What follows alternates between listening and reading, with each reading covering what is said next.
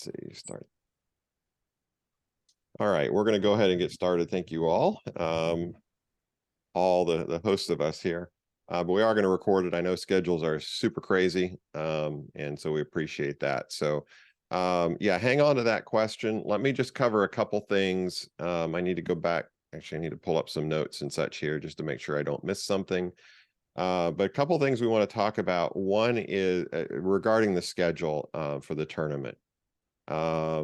And let's see, I have team, where am I having my team? My computer's been acting up a little bit. Here we go.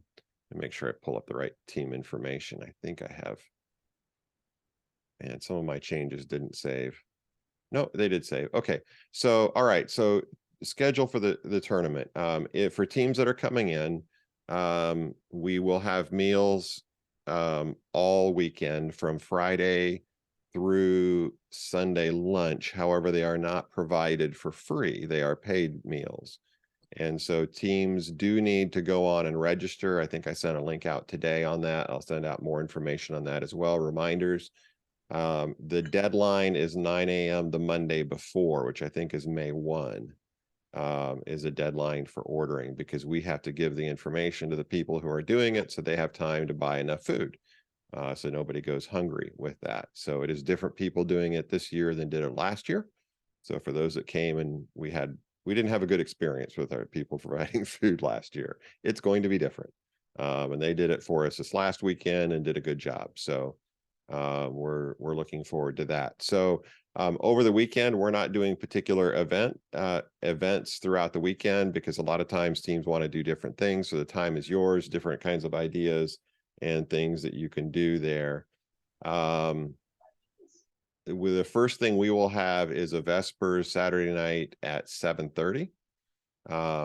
And following that will be for FTC is going to be robot and field inspection. Teams can check in Saturday night, get their buttons, do all the check-in, sign. In fact, we really want FTC to do that, so that in the morning we'll do FLL in the morning and have FTC pretty much done at that point in time. So 8 p.m. will be robot and field inspection. So please, I put this in the email, I'm going to say it again, please make sure that you're doing your inspections now.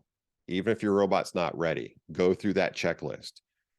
Because there are two things that'll make your life miserable at the tournament, at least the first part of the tournament. Two things that tend to do it. One is your robot won't pass inspection and you can't play until it passes inspection. Now, we want to do everything we can to have teams do it, because if teams travel across the country, we're not going to say, you know what, sucks to be you. So definitely make sure. So there's two things that can impact, your stress levels at the beginning of the tournament. One is if your robot doesn't pass inspection, and usually there's one little thing or something like that. That's not a big deal. But if you have some major things you have to do to pass inspection, there's robot inspection and field inspection. Both of those inspection lists are at the back of Game Manual 1. The other thing that will give yourself stress is the not having your team rosters, because if you don't have your rosters, all team members that need to be on the roster on the coach's dashboard, on your first dashboard, and there's a place you can print that out.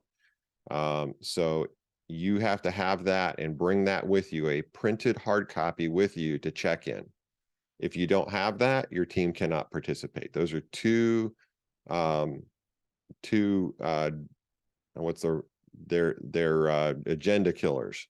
They're event killers for your team if you don't have it. Now, we will do everything we can, but we had a team at a tournament that didn't pay attention to that and wasn't ready, and they didn't have it, and they had to scramble. It wasn't even on their dashboard to print out or to get to us, and they had a lot of stress. They had a tremendous amount of stress getting ready, and we just don't want that. We don't want stress for you. So please make sure that you do that. So then following that, so that's Saturday night. From hopefully by 10 o'clock, we'll have just about everybody through inspection.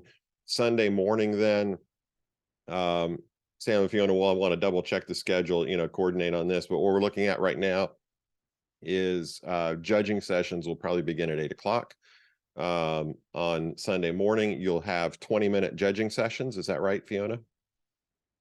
Yeah, 20 minutes. And you have you have a 20-minute session with your judges, and we'll talk about that. I'm not going to talk about that part of it, but just that you will have that. And then it's when the judging session is over and everybody's done, then we're planning on, we should be able to do a driver's meeting about 10:30 is what we're kind of targeting for that. That's when the final instructions are given by the head referee to the drivers. And at that point in time, that's when you will receive your actual matches. You don't know who your alliance partners are or your opponents are until the drivers meeting, at that point in time. That's when that's handled. Then you have, like, what is it, a couple minutes to go and scramble and get your robots if you're in the first match, and decide how you're going to do your strategy. And then we're up, and we start running. We will break for lunch at about noon. We'll break for lunch, and then at 12:45 we're going to have our opening ceremonies after we've already started. But because we're doing a combined first LEGO League and first Tech Challenge event, we're going to do the opening ceremonies, the big hoorah, at the time the first LEGO League does theirs. It's just the easier way to do that. This is, however, the last year that we're going to do a combined one. So next year it's going to be April 14, I believe, is the date. I put it in the email. So please make sure that it is looking at next year's dates and planning for that. It will be separate, because we are at a full 16-team tournament, or a single field. That's kind of the max for a single field. And so next year we're anticipating a 2-field tournament. So that's going to be a lot of fun, a lot of excitement, but we just have to make room for more teams. And you will see when you get here, if you've been here before, you know what it's like.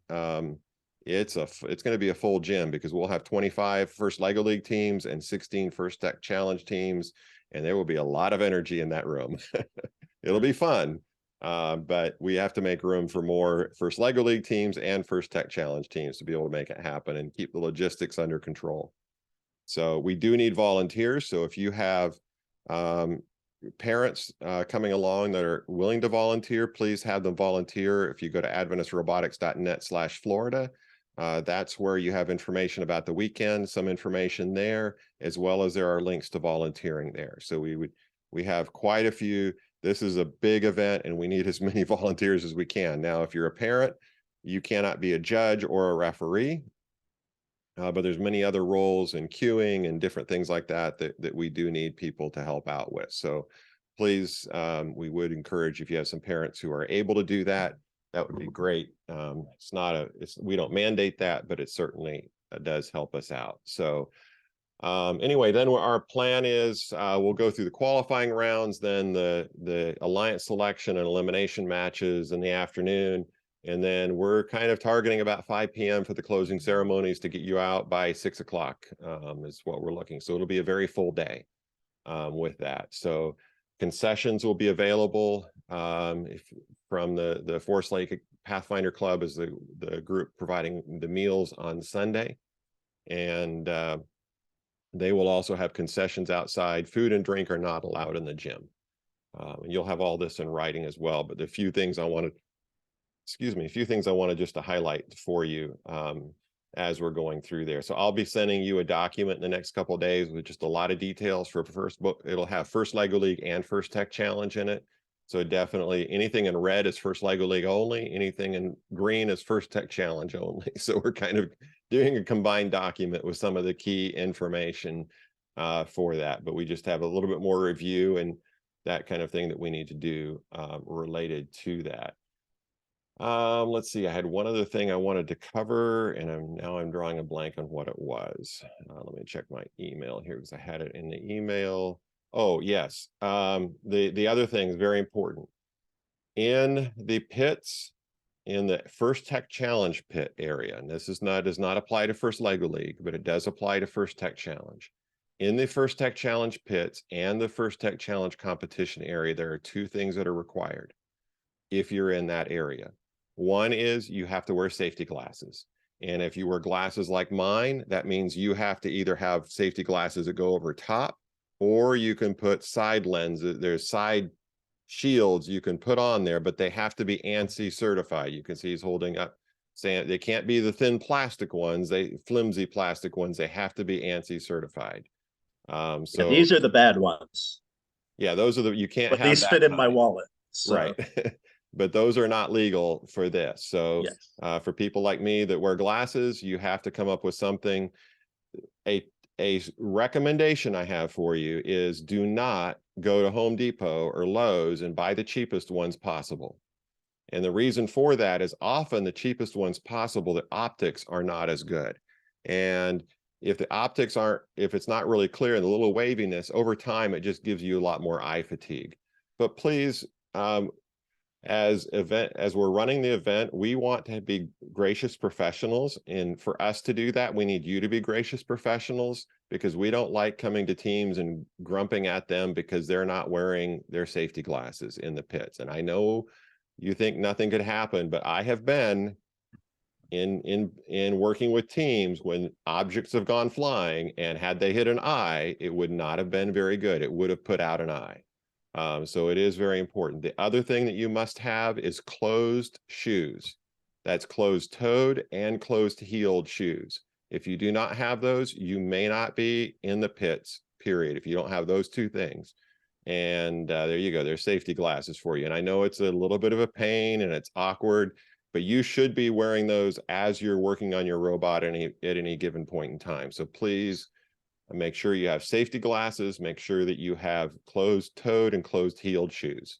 It has to be fully Crocs are enclosed. not closed-toed, closed-heeled shoes. Yes, Crocs. No Crocs. No Crocs of any kind. So please plan on that. Those are two things, like I say, and don't get the cheapest ones possible. Spend a little bit extra money, get a good quality pair of safety glasses. Make sure that you have what you need there. There, Sam's putting his side. Those are proper ones there. Yes, you can see they're hard ones. plastic on the side. They will cover that up, so make sure that you have that. So that's a couple things. Please do that for us, because it's really annoying for me, I know, and other people who go through the pits, and I have to tell the same people over and over again to put their safety glasses back on. We're just going to eject you out of the pits and have you wait on the outside for a while, because it's a legal safety issue. When you come to the competition field also, you Yes. have to be wearing, and this is actually one of the rules that I hate enforcing because of the way it's written, but it's very important because it's about safety. If you are in the driver's box for your match and you are missing protective equipment, so safety glasses or closed-toed shoes, you have 30 seconds to correct that. You have 30 seconds to go, and like the referee will look at their watch and start a timer, and you have 30 seconds to go get your safety glasses and be back in the driver's box. If you don't make it, the rules say that you can't participate in the match and you may not be replaced. I don't like that. That's not a rule I like to enforce. I don't like to make teams play like shorthanded, but that is what the rules say about the safety rules. So please have your safety glasses, have your closed-toed shoes. Also, always. Yeah, I was. This is not helpful. That's exactly. not protecting your forehead. Will be okay. It's your eyes that we care about. You got to have them on your eyes. Yeah, the top of your head, it's great to protect, but it just does not the same thing. So you want to wear a helmet, that's good, but you have to wear safety glasses on your eyes. We have to enforce this, but it's not something we enjoy doing. And the more you folks, teams cooperate and make this work for us, the easier it is for us to all have a good time. And we don't have to worry about not being gracious professionals at some point in time. Yes, it's a good idea. It's a good idea to have them on whenever you're working on the robot. So making sure you've got safety glasses for everybody that they're comfortable with, and getting into that habit of always wearing them for your meetings, then that means that you remember to bring them to the event and that you remember to wear them. And it's not a big deal for the students. Yep. So I recommend that. Yeah, please. That's a good point. Start wearing them now. Get them. Start wearing them for the next month or so every time you meet, and just get in the habit of it. Those of us that wear glasses, because we have to have them to see, when we first started wearing them, they're annoying. But you know what? We wear them because it's the best option for us. So I did see this season a human player poked in the eye by their robot, that they were coming in a little enthusiastically to get a cone, and his face happened to be like a little bit close to the field, and their mechanism like bopped him right in the eye. He was wearing safety glasses, so it was fine. It was a penalty for them being in a place they shouldn't have been, but there was no injury. If he had not been wearing safety glasses, that would not have been so good. So this season especially, you got a human player probably squatting down next to the field, and there is the potential for some robot to face interaction. All right, so we have delivered the message. Hopefully the message is received. At this point, we're going to move on. If it hasn't been received at this point in time, we'll discuss that later when you get to the tournament. All right, so those are the things I wanted to cover.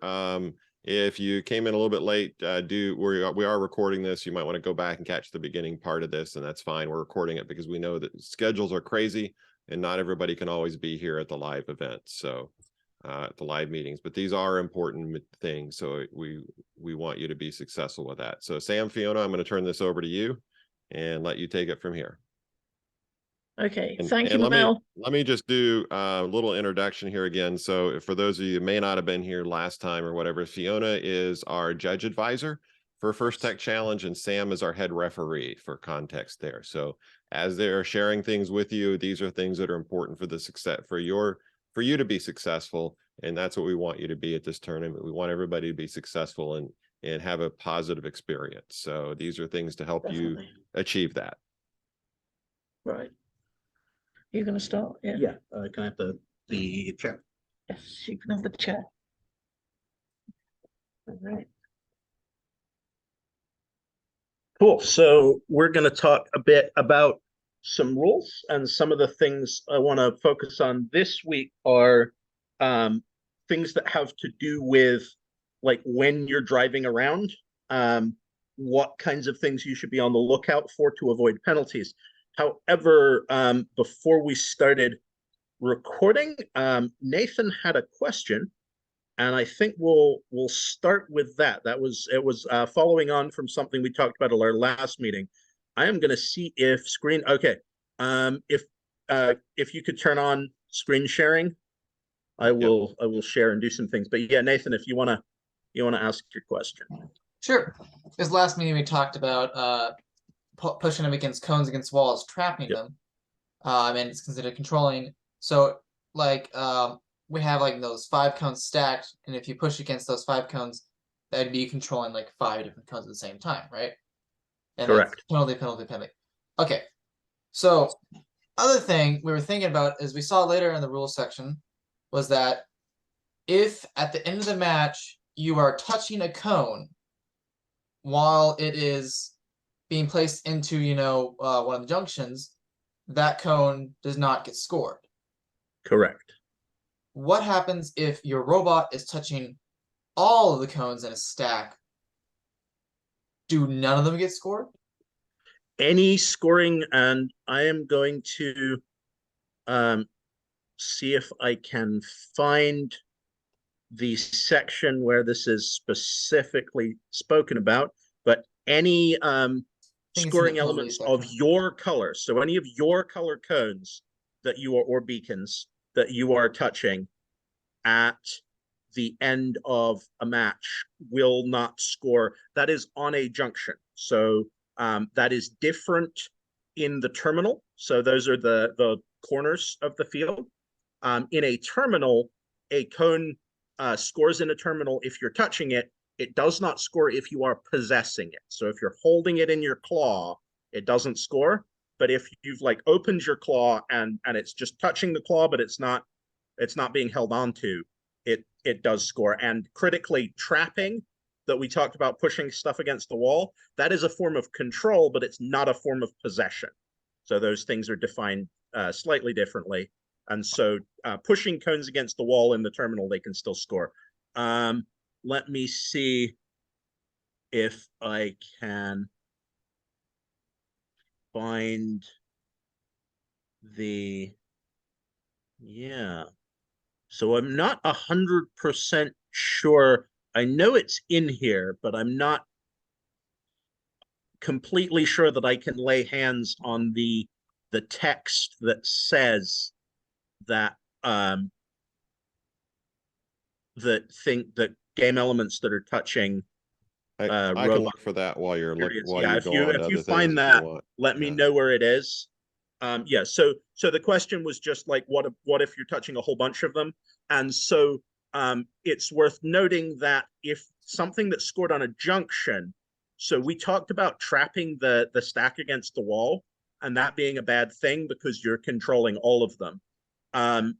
Cones on a junction are a little different. There is a different word that's used, which is brace.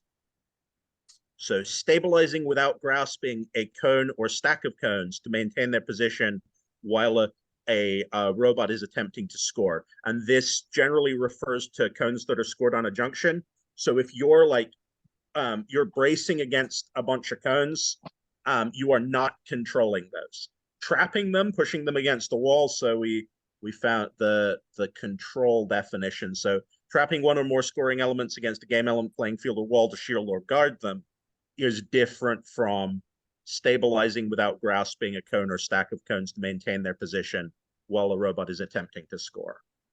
Part of that is the while attempting to score language there. So if you're doing it while like the trapping the stack against the wall, you'll usually be doing it while you're attempting to pick up a cone, not while you're attempting to score. So there's a little bit of ambiguity in there, but basically don't worry about controlling cones that are already on a junction. Like you can bump into those and press against them without controlling them. But the stack, you do need to be concerned about the freestanding stack before it's on a junction, because yeah, pressing that against the wall is controlling it. Also, moving it more than an inch is also considered controlling it, with the exception of knocking it over. If you knock over your own stack, that is not controlling it. The penalty for knocking over your own stack is those cones are knocked over now. But moving a stack without knocking it over more than an inch will be considered controlling all of those. So you want to be, when you're picking up from the side stack, be real careful you don't drag it around, basically. You want to grab one cone and get it off the stack before taking it anywhere. So let's talk some about, let's go to the picture of the field. So we've got a picture of the field up here, and So we're going to. So let me just jump back. G6, Yep. Oh, scoring you found it? elements in contact with robots, scoring elements in a Has a scoring rule. area that are in That's the contact deal. with or controlled by a robot in the corresponding alliance, or the scoring area have 0 score value. Okay, it has a rule G6. now. That's really good. G6, and it's an evergreen rule as well. So scoring elements, yeah, in contact with or controlled. And so I believe there's an explicit exception for the terminal. Then, because that applies in general. So then there would need to be an explicit exception for the terminal. That is GS1. Oh, Part C. cool. Contact with a cone in a terminal is allowed as an exception to Yep, GS6 general as long as the exceptions. cone is not possessed by the robot. Cool. There we go. So So yes. G6 and GS1 are the 2 rules related to that. Yep. And that is the elements that are not scored, that are controlled by the robot on the corresponding alliance have Right. 0 score values. So if you you are touching an opposite color cone, that cone's still on a junction, that cone still scores. You can't score someone's cone by touching it at the end. You can't use that as a strategy to descore another team. That's also good for you because descoring carries a penalty. So if you were instead of giving you a penalty for touching other people's cones, they just make it so that that you can't descore them by touching. Okay, so basically just if I'm putting the cone onto the junction, it's as long as if I'm still touching it when the game stops, no score points. but I also don't descore all the rest of my alliance's cones on that junction. No, Only the ones you are directly touching. So we will go and potentially the referees will like enter the field and take a close look to figure out exactly what is touching. Sometimes it looks like a robot's touching something, but you look at it closely and there's a hair's breadth in between. So Sam, So wait, let me I could let me see if I can. possibly be not scoring more than just one cone. Yeah, so let You me could see if be. I can explain this correctly. So if you have a stack of 5 cones and you're in the blue alliance, there's 3 blue and 2 red, and you're touching all 5 of those. The red would count for the red alliance, but none of the blue would account. Yes. Because it Okay, doesn't so say how many, it just says any that are being touched have a 0 value. okay, so just don't be touching any junction cones when the game stops. Pretty much, yes. And in my Okay. experience, you're more likely to be touching like one of them and then not the others. So like maybe if you're blue, you're touching one of the blue cones Yeah. and maybe one of the red cones, and then the blue you're touching doesn't score, but the other blue that you're not touching will score. Yeah. Okay. So yes, and the referees will figure out which ones are touching. Great. Thank you. Yep. All right. So let's talk some about blocking. So blocking, preventing an opposing alliance robot from accessing an area or game element for an extended period by obstructing all paths of travel to the object or area. Active defense eliminates all paths of travel, or an alliance ballistic, or all remaining neutral or game elements, alliance neutral game elements. So there aren't any of those in this, or no scoring elements. There aren't. There are alliance neutral game elements, which like the poles. See also trapping, but talking about blocking for a moment, we look at the overhead of the field. So this season, there are a whole bunch of different places that you can score, and most of them are alliance neutral. The terminals are alliance specific, but all of the junctions are alliance neutral. Any alliance can score on any of these. And then you have the substations. The substations have their own rules about not going in them and not preventing robots from getting to them. But the terminals, if you're thinking about blocking, one of the critical aspects there is the wording all paths of travel. So if your robot is sitting in a particular place, if there's an opposite alliance robot trying to get to a junction, and you're sitting in front of that junction, preventing them from getting, like blocking the most direct route, that's actually fine. You can do that all match if you want to, as long as you, if they try then to go around you, at the point at which they try to go around you and you move so they can't, and then they try to go the other way and you move so they can't, that's when blocking starts to come into play. The other wrinkle here is ground junctions. So ground junctions are interesting because they're on the ground. A robot can pretty easily sit on top of one of those. You're sitting on top of a ground junction, you are blocking all paths to that ground junction. There is no way to get there. So that is a situation where as soon as a opposite color robot comes up and like it's visible that they want to access that ground junction, then you're going to need to move.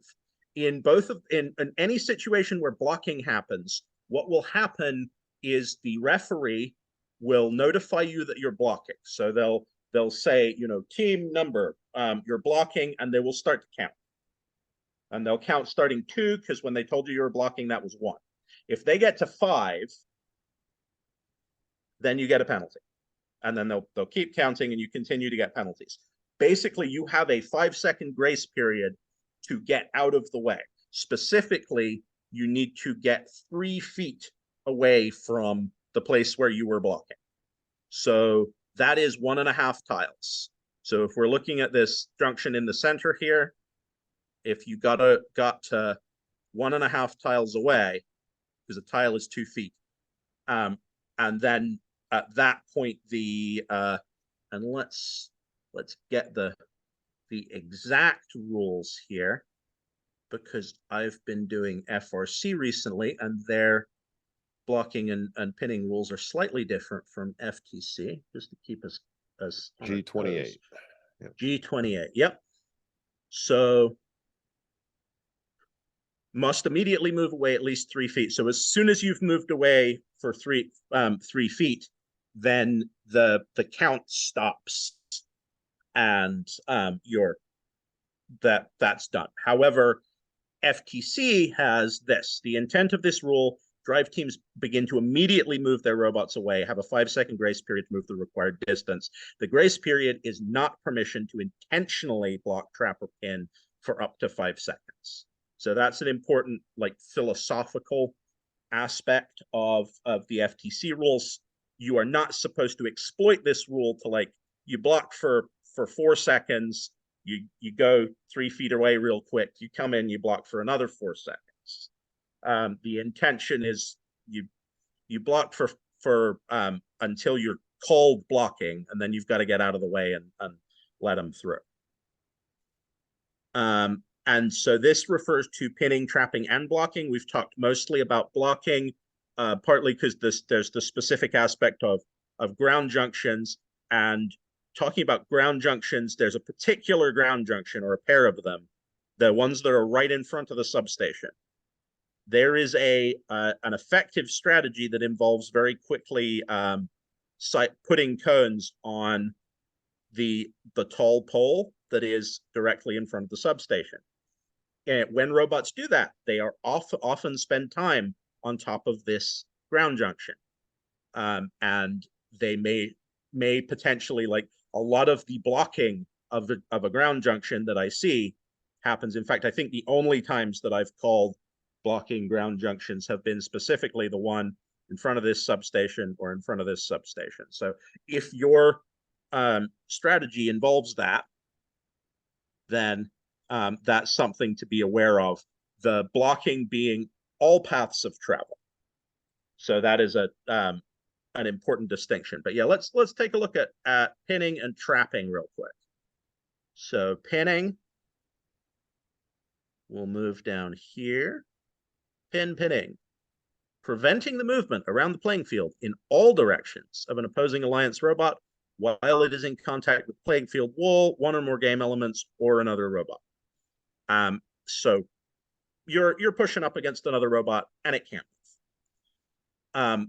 That is treated very similarly to blocking. The referee will notify you that you're doing it. They will start to count. You have until the count of 5 to get 3 feet away, but that's not licensed to pin for up to 5 seconds. That's a grace period to get away. Trapping, also quite similar. And this is not the control type of trapping that we've talked about. This is preventing an opposing alliance robot from escaping a constrained area of the playing field for an extended period of time by obstructing all paths of travel from the object or area. So this is a situation where, like, the opposing alliance is in the corner and you're making sure that they can't get out. So maybe you're not touching them. So you're not pushing them up against anything. So it's not pinning, but they can't get out. So it's trapping. And it is, again, dealt with in the same way. Now, this season, there are a few game-specific aspects to that kind of thing. The junction and terminal defense is one of them. So we talked about blocking and trapping and pinning, and how there's a 5-second count before any penalties get assessed. But here we have a different kind of rule. A robot may not impede or obstruct an opposing alliance robot. So impede or obstruct, that's a pretty broad definition there. And these are not specifically defined. So this is the common dictionary definition. And that covers a lot of different actions. An opposing alliance robot from scoring a cone on the junction once the cone is in the junction area. So what this means is an opposing alliance robot is holding a cone. We imagine this is the junction pole, and I'm holding a cone. Once I'm in the area described by the bottom of the pole, I'm protected from efforts to impede or obstruct my scoring attempt. Now, an example of this, so I'm over here, I'm setting up to score my cone, and a opposite color robot comes along and bumps into the back of me, turning me slightly. That's a very small amount of contact. It's definitely not pinning. It's not blocking, but it is impeding or obstructing the scoring attempt. Because now I've turned a little bit. I got to get back over top of the pole. So that is a penalty. And this one, this rule results in an immediate minor penalty. Additional blocking penalties, but we talked about that. So an immediate minor penalty there. That's not a count. As soon as you bump, and that's there's no like intent in here. If you make the scoring attempt harder, even if all you were doing was just driving to the opposite side and you happen to accidentally bump into the back of their robot, if you make their scoring attempt harder while they had a cone over a junction, that is a penalty. So you want to be, as you're driving around, you want to be careful of whether opposite color robots have a cone over a junction. And if they do, you really don't want to touch them, because any amount of touching them, getting in their way, is likely to result in that. Now, one potential like ambiguity here is, imagine we talked about bumping into the back of a robot. Imagine you have two robots of opposite alliances who are both trying to score on junction poles, and they both have cones in the junction area, and they bump their backs into each other, and maybe they impede each other a little bit by doing that. You could potentially call like penalties on both of them. What we generally do is, in that situation, we call it a wash, and we do not penalize either alliance. So if your cone is also over a junction area. All of this, though, is by judgment of the referee. Like, the referee is going to watch the game in real time, and they will do their best to figure out where the cones are at any given moment and how to do that. So you want to be as aware as you can of the other color robots, and when they've got cones over junctions, and not impede scoring attempts. So robot may not block the opposing alliance robot from scoring in their alliance's terminal. And so this uses the term block, so that involves the preventing all paths of travel, but it's not a count, it's immediate, and it's a major penalty, not a minor penalty. And then blocking penalties per Rule G28 if you keep doing it. So blocking the terminal is more heavily penalized than blocking anything else. And then may not impede or obstruct an opposing alliance robot while it is attempting to score a beacon. And this is the same language as cone, except each violation of this rule results in immediate major penalty. So really be careful of other opposing robots that have beacons.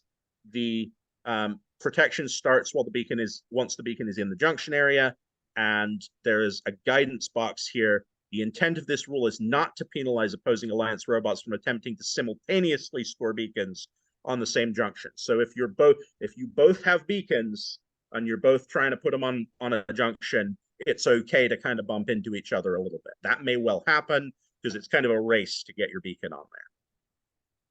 So that is important to know. The one other thing we're going to look at here, so substation constraints. Robots may not be in or block access to the opposing alliance's substation. So the substation is the triangle where the human player can put cones into, and you can't block access to it, but you cannot be in it. That's any part of your robot. So if your arm is hovering over the substation of the opposing alliance, you're in it. And that's bad. The first instance results in a warning because it's easy to do accidentally. First time you get a warning. And this, I believe this is first time per match. I'm pretty sure that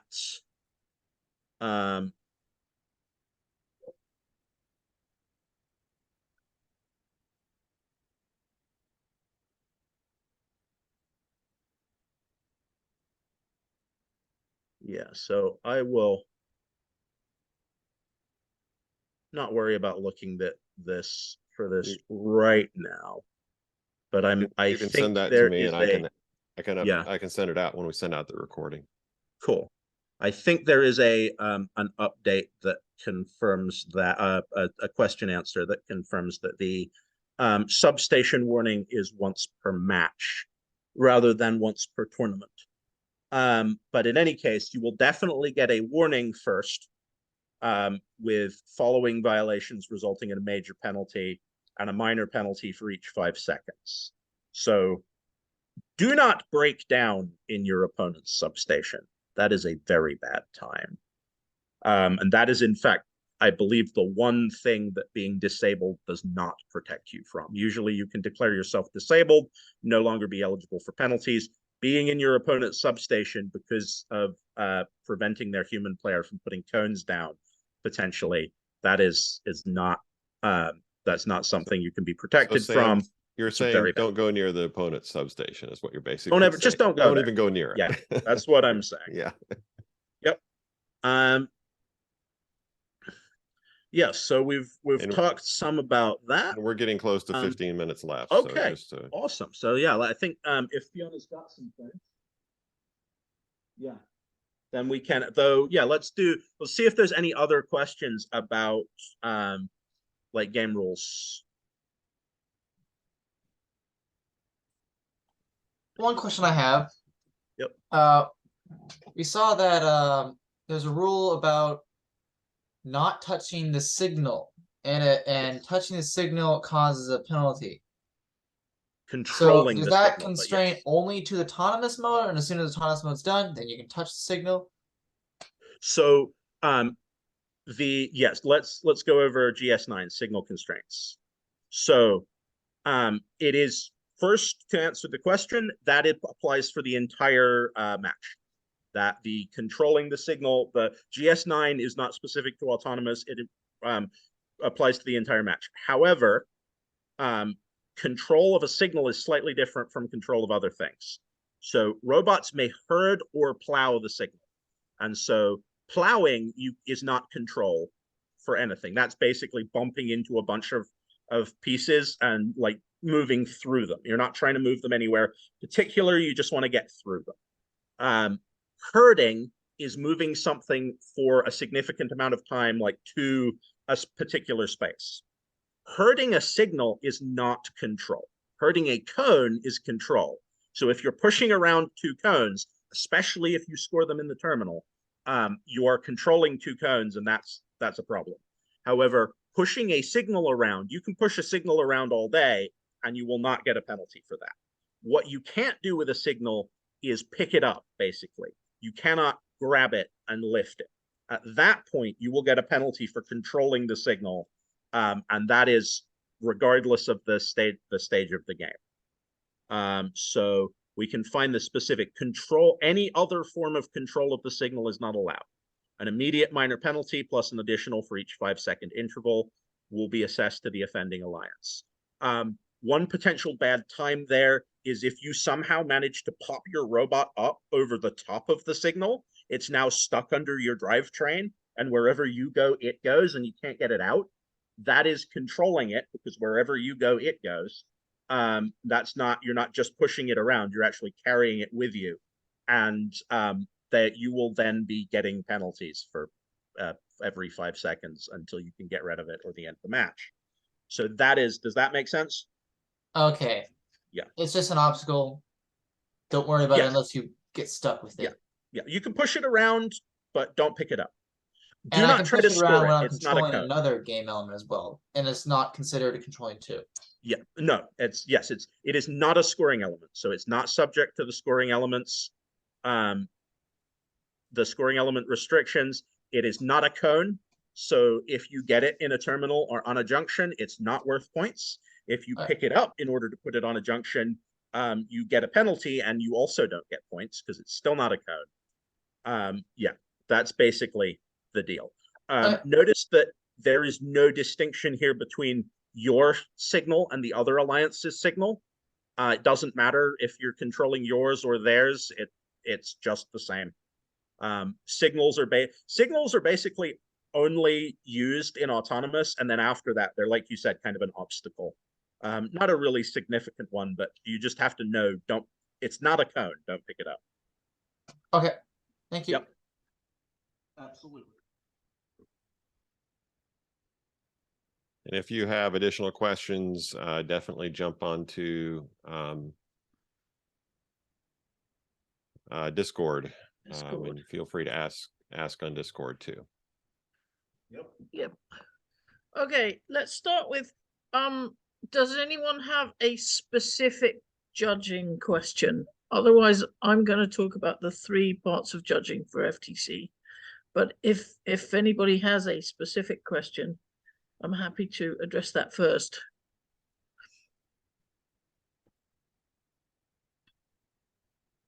No. Okay, and again, you know, judging questions can also be asked in Discord.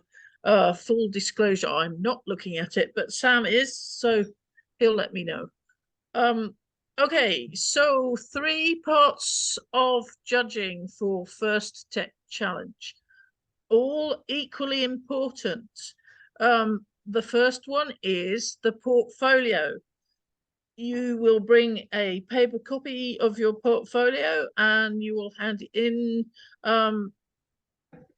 I don't know, will they hand it in on Saturday evening or Sunday morning? I think they should turn it in Saturday night. Yes, that would be great. Yep. Great, let's do that. You will hand it in, check in on Saturday evening, so that the judges have got them to look at briefly before they see you. There are good rules for that. They're written well. Please read them very carefully, follow them as much as you can, do a good job. You should have the beginnings of a portfolio. Now, the more of that you can do, the better. So second part is the interview, and we talked about that briefly, but yeah, everybody will have an interview. You'll get a time for your interview, and the first 5 minutes of your interview is your uninterrupted presentation time. I recommend that you plan that, start planning that now, plan it, practice it. The judges are not to interrupt you in the first 5 minutes, but after that, they are supposed to interrupt you and ask you questions. So if you can actually be 5 minutes, then that's great for everybody. But if you don't want to do a presentation, you don't have to do a presentation. But I do recommend that you do a presentation, because then you're in control of that time period. And so then, you know, you can tell the judges the things you want to tell them, and you're not being controlled by the judges asking you questions. Then there's a 10-minute question asking period that gives the judges all of their information.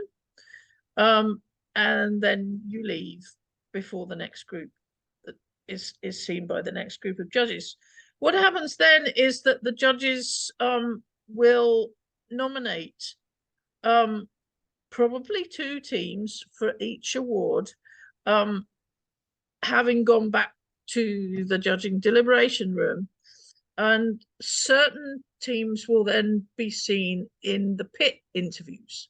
Actually, all teams will be seen by judges for pit interviews. Some of them are for specific awards, and some of them are more general. And so that is the third important part, is the pit interviews.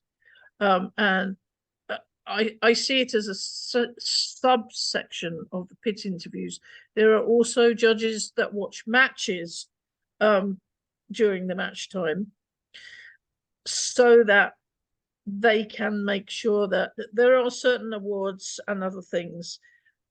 Absolutely everything you have to show gracious professionalism. So be practicing your gracious professionalism now, you know, make sure that whilst that you're in- encouraged. That includes wearing safety glasses. Yeah, there we go. I was going to say that too.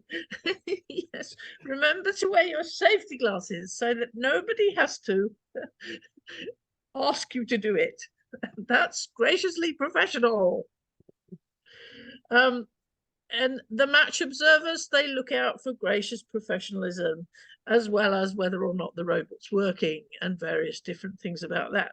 I do like to talk about the fact that many teams find pit interviews very stressful because, you know, you took time out of your day and you went off to the judge area and you talked to the judges for 15 minutes. And surely they could have learned all they needed to learn then.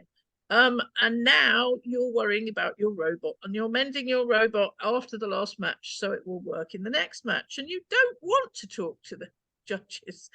However, it is actually very important that all three of those processes are equally as important as each other and they build on each other. So that's why I'm encouraging you to get started with your portfolio or keep going to do a super portfolio. I'm encouraging you to plan and practice your interview. And I'm encouraging you to understand that it's actually very important for the judges to do the pit interviews. So please make sure that. Yeah, Fiona, let me just add in, you know, when with our team, we love to see the judges come talk to us. Because was it one more thing to do? Yes, but that means that we had an opportunity to tell them more and to convince them of what an amazing team we were. You know, at that point in time, they're usually asking specific questions, not general ones, because they've kind of narrowed it down to different kinds of awards. But that's your opportunity to shine. So we would always, no matter what was going on, we'd have somebody, you know, in the pit ready. If they saw judges coming our direction in the pit area, even if they weren't coming directly to us, we'd be kind of like, hey, all right, everybody get over here because we need to do this. So we just kind of had a coordination going on and we would love that. So can it be stressful? Yes, but you can also look at it as an opportunity. Yes, definitely. Great. Thank you, Mel. So that's the most important things that I wanted to say today. Does anybody have questions now?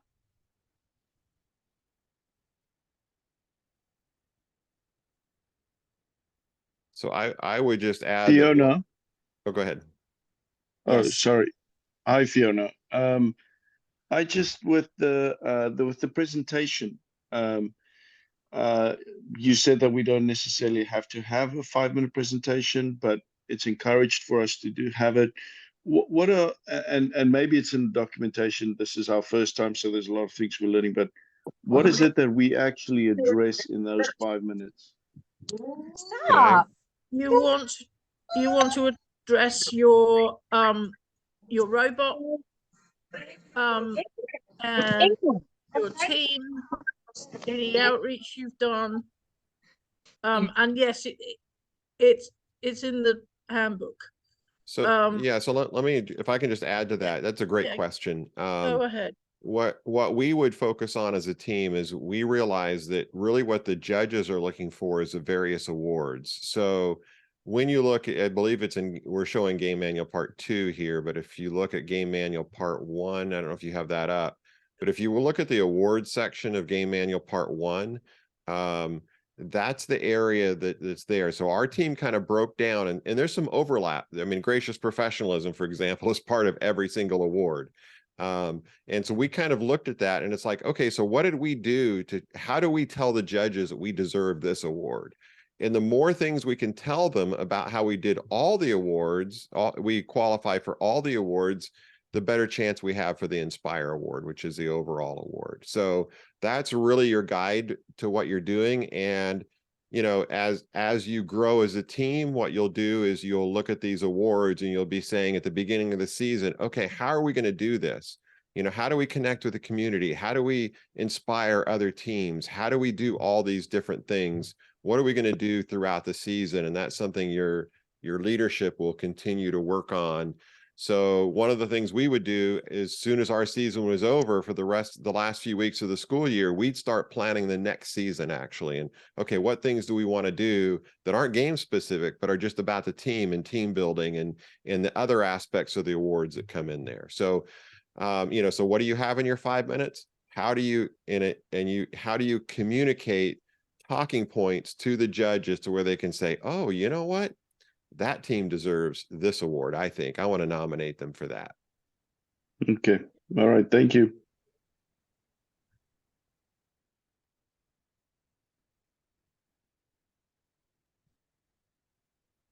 All right. Any other questions? I have one question. This is not pertaining to the judging though. So let's just hang on. Penny, did you have a question related to judging? I know you were unmuted there just for a minute. No, I'm so sorry. Okay. Not a problem. I just want to make sure we didn't miss something, an important question. So that's good. All righty. And I'll just say one of the things, just one more thing on the judging, what we would do as a team is we would kind of have a presentation. It's not it's not a skit. We never did a skit or anything because in 5 minutes, you have a lot of stuff to cover.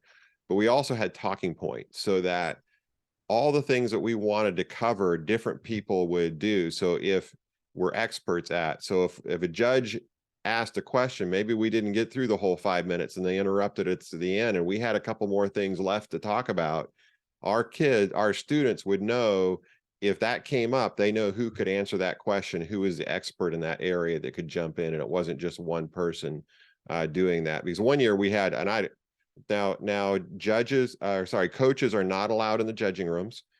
So as a coach, it drove me nuts. I wanted to go in and see what was going on, but it also was good because I learned to trust my team and what they were doing and what they told me afterwards. But one year the team felt that the judges interrupted them way too early, and they were a little flustered by it. And we said, okay, that's fine. They did that. Things happen. They're human, but we're going to have talking points in addition to our presentation. So that way, if the judges jump around in their questions and take us all kinds of different directions, it won't phase us at all because we'll have talking points and we'll just flow right through it in whatever order, because we don't have to go in a particular order. So that was just an approach we took. If that helps you, take it and use it. All right, Nathan, your question. Okay, so in the pit, we're gonna have an electrical outlet, correct? Correct. Yes. Is it just gonna be one port, and we should bring our own extension cables? You will have a single connection you need to bring, and the information we'll give you. We recommend a small extension cord and a power strip. Definitely a power strip. If it's a really short cord on the power strip, you might want something a little longer. But so the pits will be in pods of up to 4 tables each, and so there'll be one power source for those 4 tables. And then obviously you can daisy chain power strips, that kind of thing off of those, but we'll get you one power source for those 4, a single plug. Thank you. If you have hopefully you don't have that much high power. If you have a lot of power, we'll get you to the wall, plug in somewhere. But yeah, power is always a challenge. So, and we're hoping as much as possible to drop it down from the ceiling so we aren't having trip hazards, but we'll see how much we can do on that.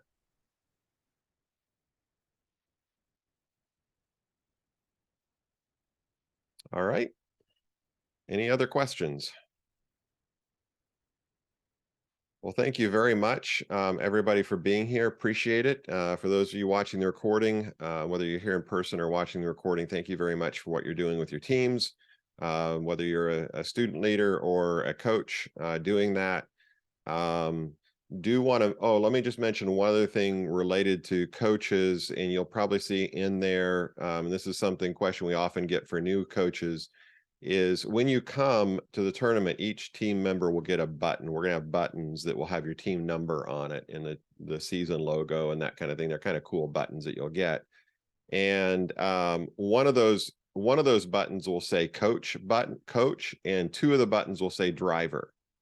And the coach button, when it comes to the driving, is not necessarily an adult coach. It could be an adult, but most of the time it's the it's a student that's driving that, that's doing that. And the way, and Sam, you may want to add into this, the way we approached it was the two drivers were controlling the robot, and the coach, the role we put into the coach is we had the coach kind of watching the big picture of everything going on and where the robots were, and they were kind of telling the drivers what to do, and they were also coordinating with the alliance partner.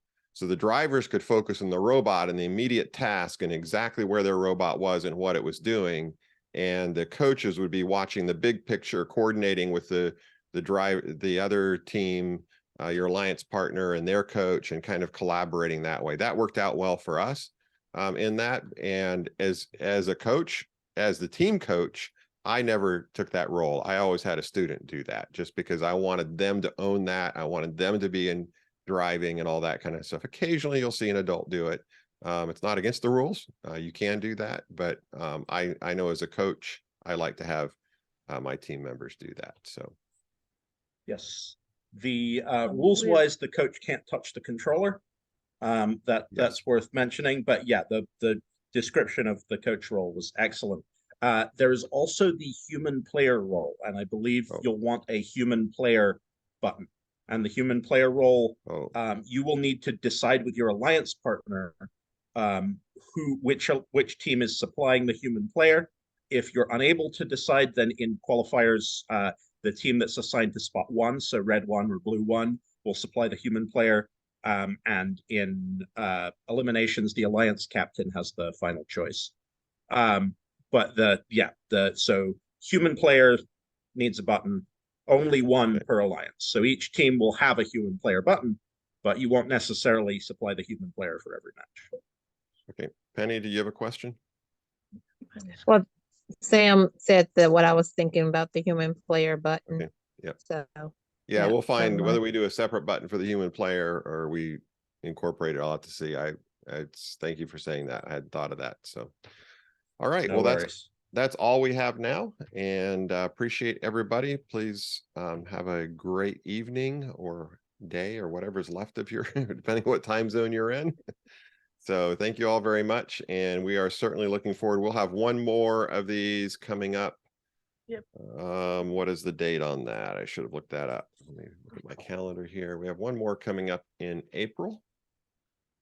It's interesting I mentioned 11th. human players. I'm going to be talking about human player rules at the next meeting. One. Okay. Tuesday, the 11th of Tuesday. April. Okay, Tuesday, April 11 will be the next. That'll be our final coach and captain call. Again at 8 o'clock. We do it at 8 o'clock. So those on the East Coast or the West Coast are out of school by that point in time, and a little easier for them to join us. So definitely do that, and then we will always record it. But thank you all very much. Have a great evening. Yep. Thank you. Thank you.